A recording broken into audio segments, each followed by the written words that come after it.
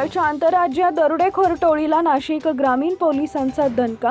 नाशिक ग्रामीण पोलिसांनी आंतरराष्ट्रीय दरोडेखोर टोळीचा पर्दाफाश केला असून केरळमधून येऊन महाराष्ट्रात घरफोडी व लूटमारीचे गुन्हे करणाऱ्या 12 इतरां गुन्हेगारांना अटक केली आहे।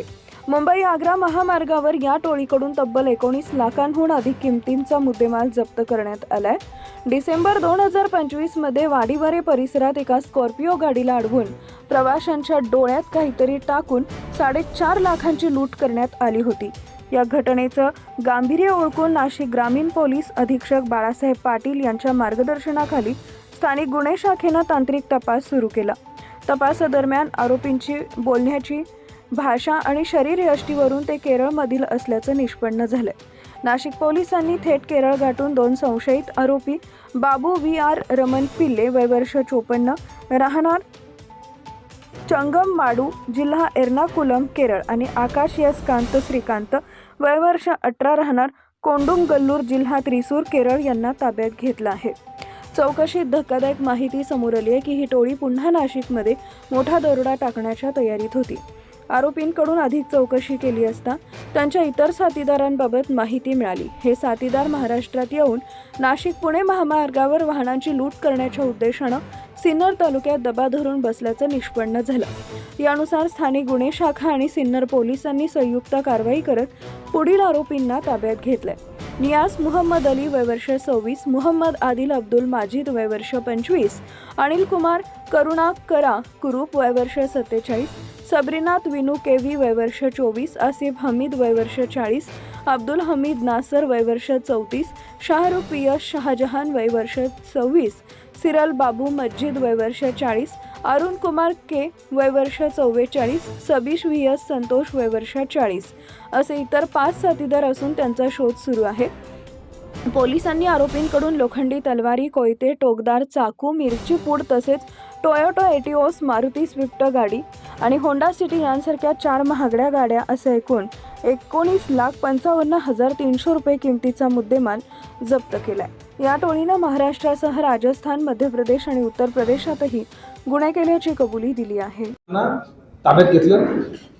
त्याचं नाव आहे बाबू रमण पिल्ले, चंगमनाडू एर्नाकुलम केरळ आणि आकाश यस श्रीकांत कोडगल्लोर त्रिसूर केरळ हे 2 लोकांना ताब्यात घेतल्यानंतर त्यांच्याकडून असं समजलं की सध्या त्याच टोळीतले 10 सदस्य हे सिन्नरच्या भागामध्ये एक गाडी लुटण्यासाठी आलेली आहे आणि ती गाडी लुटण्यासाठी त्यांनी सापळा रचलेला आहे।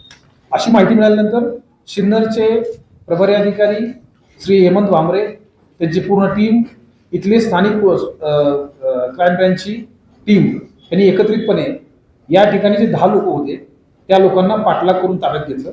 म्हणजे इथले 10 लोक आणि केरळमधून आलेले 2 लोक असे 12 लोकांना ताब्यात घेण्यामध्ये यश मिळालेलं आहे। एवढी मोठी टोळी आतापर्यंत कधी मिळालेली नाही। त्यातले 2 मिळतात, 3 मिळतात, 4 मिळतात, जास्तीत जास्त 12 लोकांना यामध्ये पकडलेलं आहे।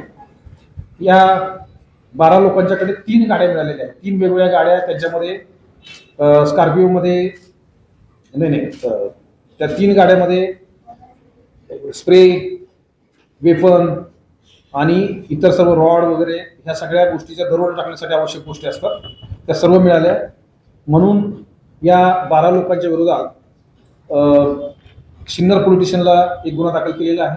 त्यांच्याकडच्या कार होत्या, त्यामध्ये टोयोटा एटिओस, मारुती स्विफ्ट आणि होंडा सिटी अशा 3 वेगवेगळ्या कार त्याच्यामध्ये वापरल्या होत्या। बँकेमध्ये वापरणारे सगळे ATM कार्ड्स आणि इतर किमती मुद्देमाल असा साधारणतः एकूण 19,55,300 रुपयाचा मुद्देमाल हा त्यांच्या ताब्यातून जप्त करण्यात आलेला आहे।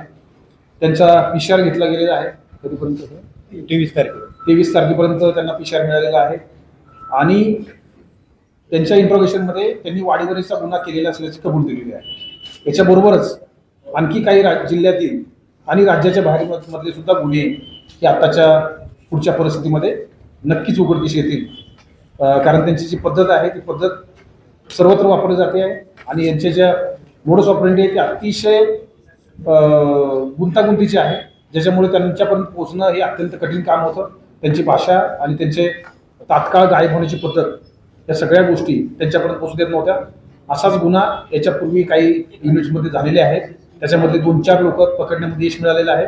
परंतु ही सर्वच्या सर्व लोक पकडणं याच्यापर्यंत आतापर्यंत आणखी काही लोक त्याच्यामध्ये असणार आहेत. भविष्यात तपासामध्ये हे नक्कीच निष्पन्न होईल.